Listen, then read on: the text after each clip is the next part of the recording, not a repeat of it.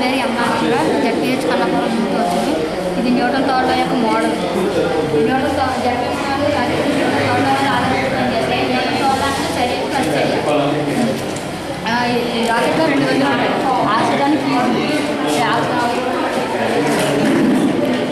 రాకెట్లో 2 గదులు ఉంటాయి. Oxygen ఫీజుల్లో hydrogen వాడతారు, లిక్విడ్ హైడ్రోజన్. ఈ ఆక్సిజన్ వెళ్ళి ఈ ఫీజుల్లో కలిసినప్పుడు పొగలో మంటలు వస్తాయి.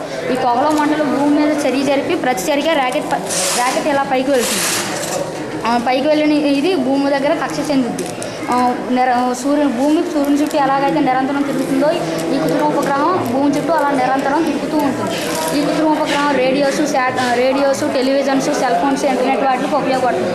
ఈ భూగర్భంలోని ఖనిజాలను, పురాతన వస్తువులను ముందుగానే మనకు తెలియజేస్తుంది. ప్రకృతి వైపరీత్యాలు, సునామీ, భూకంపం వంటి వాళ్ళని మనకు తెలియజేస్తుంది. ఈ కృత్రిమ ఉపగ్రహం ఉపయోగం. పేరేంటి? ఎం నాగేంద్ర. ఏ స్కూల్ నుంచి వచ్చా? జడ్పీహెచ్ కన్నాపురం. సో నువ్వు ఏ క్లాస్లో ఉన్నావు? 7th class. సో నువ్వు ఇంకా బాగా చదువుకొని పెద్ద అయ్యాక నువ్వు ఏమవ్వాలనుకుంటున్నావు? డాక్టర్.